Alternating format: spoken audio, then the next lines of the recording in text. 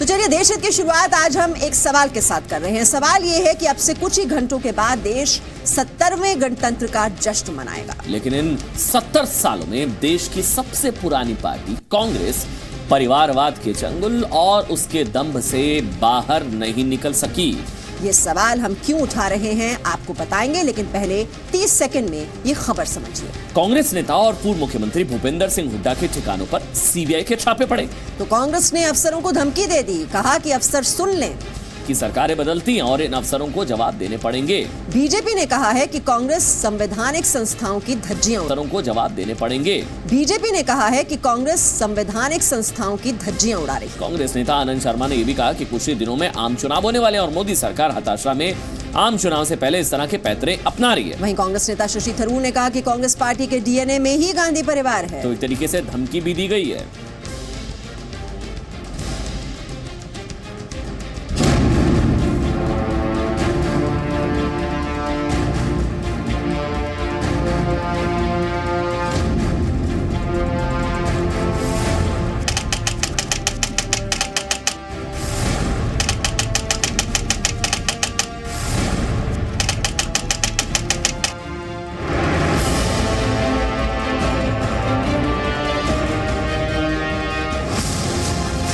गणतंत्र का ऐलान, सुधर जाओ कांग्रेस, नहीं तो जनता जनार्दन सुधार देगी।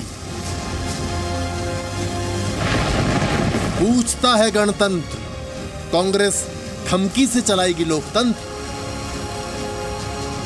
हम चेता रहे हैं कि ये संदेश कान खोलकर सुन लिया जाए। सरकार बदलेगी, नई सरकार आएगी और जवाबदेही तय करेगी।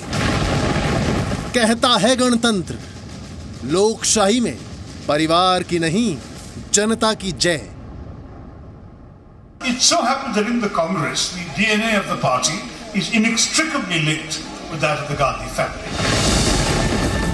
गरजता है गणतंत्र, संविधान का अपमान क्यों करता है खानदान। इनके लिए परंपराएं, मूल्य, देश, लोकतंत्र, संविधान कोई मायने नहीं रखता है। सावधान करता है गणतंत्र, परिवार नहीं हमेशा देश पहले। इस परिवार को अपनी कुर्सी जाने का संकट महसूस हुआ है।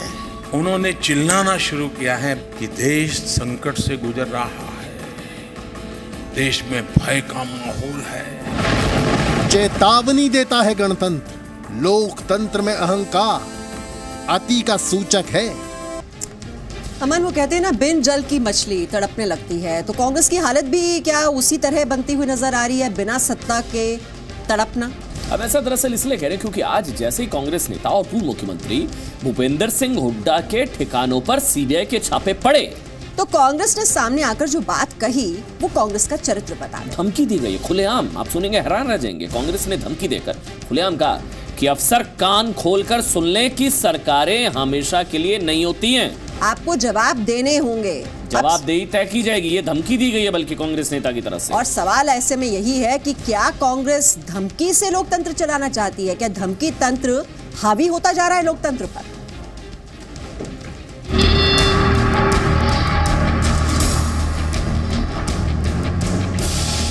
कांग्रेस का चरित्र फिर खुलकर सामने आ गया है।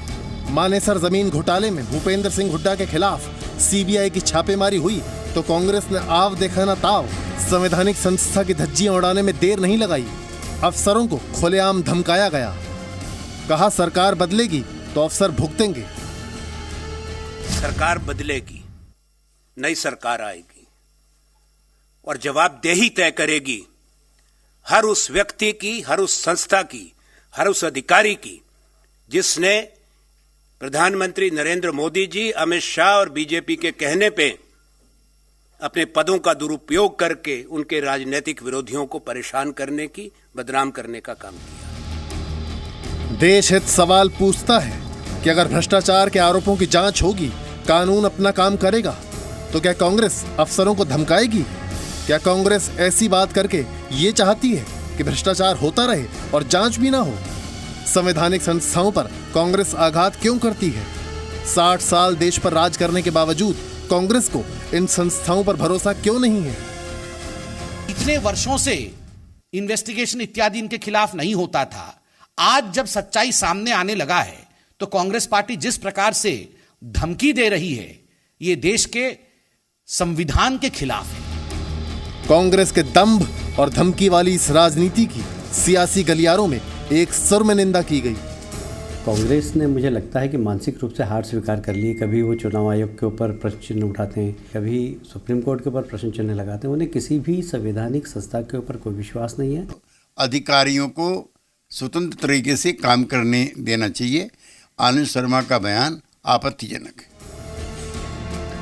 सवाल यही है कि कांग्रेस बार बार कभी सुप्रीम कोर्ट, कभी चुनाव आयोग, कभी सीबीआई पर हमला बोलकर संवैधानिक संस्थाओं के परखच्चे क्यों उड़ाना चाहती है?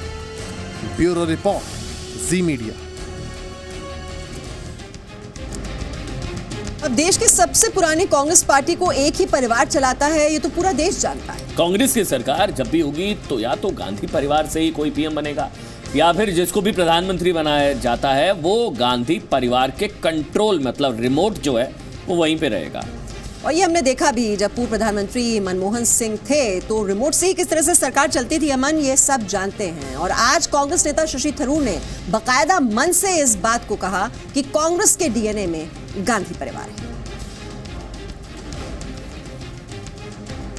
तो देश की सबसे पुरानी कांग्रेस पार्टी को एक ही परिवार चलाता है, पूरा देश जानता है इस बात को, जैसे कि हमने अभी आपको बताया। वैसे कांग्रेस की सरकार जब भी होगी या तो कोई गांधी परिवार से जुड़ा शख्स बनेगा, लेकिन अब तक ये बातें कही जा रही थी।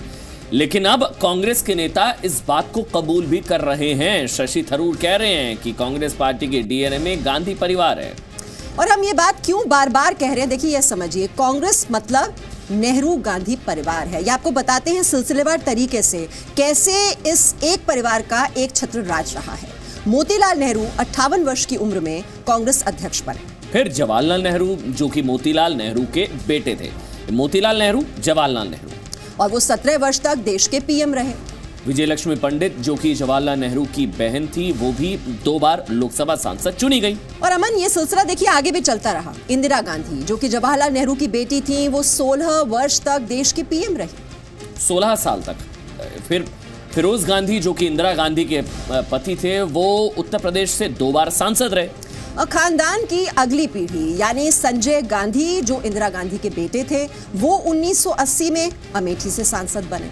आगे बढ़िए, राजीव गांधी, इंदिरा गांधी के बेटे, वो भी 5 साल तक देश के प्रधानमंत्री बने, और फिर रहे। ये सिलसिला अमन और आगे बढ़ा। सोनिया गांधी, राजीव गांधी की पत्नी, वो 19 वर्ष तक कांग्रेस अध्यक्ष रही। 19 सालों तक कांग्रेस अध्यक्ष। अब राहुल गांधी, जो कि राजीव गांधी और सोनिया गांधी के बेटे हैं, वो 47 साल की उम्र में कांग्रेस अध्यक्ष बने। और 2 दिन पहले प्रियंका वाड्रा, जी, प्रियंका गांधी वाड्रा यानी सोनिया गांधी की बेटी को 47 वर्ष की उम्र में कांग्रेस का महासचिव बनाया गया।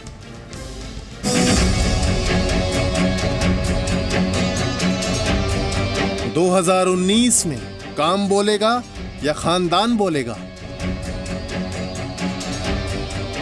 कांग्रेस के डीएनए में गांधी परिवार। शशि थरूर ने क्या कहा ये हम आपको दिखाएंगे, लेकिन पहले आप राहुल गांधी से ही सुनिए कि क्यों प्रियंका गांधी की सियासी एंट्री में इतनी देर हुई। This decision was taken some years back. I've been having a discussion with my sister. Her pushback to me was that my children are very young and I need to spend time looking after them. And now her children have reached an age where one of them has gone to university and the other one is about to go to university. सुना आपने राहुल गांधी ने क्या कहा? उन्होंने कहा कि उनकी बहन प्रियंका गांधी ने वर्षों पहले उन्हें बताया था कि क्योंकि उनके बच्चे अभी छोटे हैं, इसलिए अभी वो सियासत में नहीं आएंगी और अब वो यूनिवर्सिटी में पढ़ने लगे हैं। तात्पर्य ये है कि वो राजनीति के लिए अब समय निकाल सकती हैं। परिवारवाद की सियासत पर देश हित सवाल पूछता है, लोकतंत्र में परिवार के लिए आरक्षण कब तक? अनंत काल तक एक ही परिवार पार्टी पर शासन कैसे कर सकता है? परिवार के सदस्यों को सिर्फ सियासत में आने के लिए वक्त तय करना है? क्या देश की सबसे पुरानी पार्टी को एक प्राइवेट लिमिटेड कंपनी की तरह चलाया जा सकता है? सियासत की सीढ़ी के लिए परिवार की पीढ़ी का सहारा कब तक लिया जाएगा? It so happens that in the Congress, the DNA of the party is inextricably linked with that of the Gandhi family. Congress की इस परिवार भक्ति पर बीजेपी ने वज्र प्रहार किया। आज कम से कम उन्होंने कन्फेस तो कर लिया है कि कांग्रेस पार्टी का डीएनए मतलब गांधी परिवार का डीएनए। तो हम तो सुबह से ही कह रहे हैं, शुरू से ही कह रहे हैं, प्रधानमंत्री जी ने खुद कहा 0+0 हमेशा 0 ही होता है।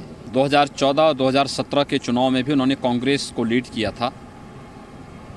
कांग्रेस की जो दुर्गति उस समय हुई थी वही स्थिति इस बार भी रहेगी।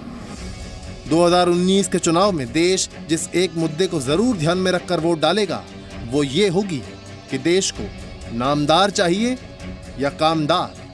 ब्यूरो रिपोर्ट, जी मीडिया।